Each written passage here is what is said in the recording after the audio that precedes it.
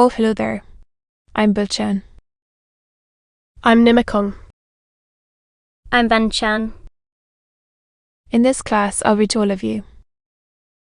Chapter 4, Section 6 of The Adventures of Sherlock Holmes. As. Ah. The Adventures of Sherlock Holmes. Author Conan Doyle. Chapter 4, Section 6. Marshy ground. As is all that district. And there were marks of many feet, both upon the path and amid the short grass which bounded it on either side. Sometimes Holmes would hurry on, sometimes stop dead, and once he made quite a little detour into the meadow. Lestrade and I walked behind him, the detective indifferent and contemptuous. One of his actions was directed towards a definite end. The Boscombe pool, which is a little reed grown sheet of water some 50 yards across. Worthy Mistro, down there. Above the woods which lined it upon the farther side we could see the red, shooting pinnacles which marked the site of the rich landowner's dwelling. On the Hathley side of the pool the woods grew very thick, of the trees and the reeds which lined the lake. Lestrade showed us the exact spot at which the body had been found. And then, indeed, so moist was the ground. The stricken man, to Holmes, as I could see by his eager face and peering eyes. Very many other things were to be read upon the trampled grass. He ran round, like a dog who is picking up a scent, and then turned upon my companion. "What did you go into the pool for?" he asked. I fished about with a rake. I thought there might be somewhere or their trace. Well,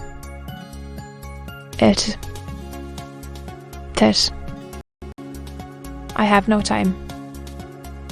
That left foot of yours with its word twist is all over the place. A mole could trace it, and there it vanishes among the reeds. Oh, I heard of buffalo and willow all over it. Here is where the party with the lodge keeper came, and they have covered all tracks for 6 or 8 feet round the body, and laid down upon his waterproof to have a better view, tucking all the time rather to himself than to us. These are Ian McCarthy's feet. Twice he was walking, and once he ran swiftly, so that the soles are deeply marked and these hardly visible. That bears out his story. He ran when he saw his father on the ground. Then here are the father's feet as he paced up and down. What is this? Then, it is the butt end of the gun as the son stood listening. And this? Oh. Ah. What have we here? Tiptoes. Tiptoes. Square. 2. Quite unusual boots. They come. They go. They come again, of course, that was for the coke. Now where did they come from? He ran up and down, sometimes losing, under the shadow of a great beech, the largest tree in the neighbourhood. Upon his face with a little cry of satisfaction. For a long time he remained there, turning over the leaves and dried sticks, as he could reach. A jagged stone was lying among the moss, and this also he carefully examined and retained. Then he followed a pathway through the wood until he came to the high road, where all traces were lost. "It has been a case of considerable interest," he remarked, returning to his natural manner. I fancy that this grey house on the right must be the lodge. I think that I will go in and have a word with Morand, and perhaps write a little note. Having done that, we may drive back to our luncheon. You may walk to the cab. It was about 10 minutes before we regained our cab and drove back into Urs. Holmes still carrying with him the stone which he had picked up in the wood. "This may interest you, Lestrade," he remarked, holding it out. "How do you know?" The grass was growing under it. It had only lain there a few days. There was no sign of a place whence it had been taken. It corresponds with the injuries.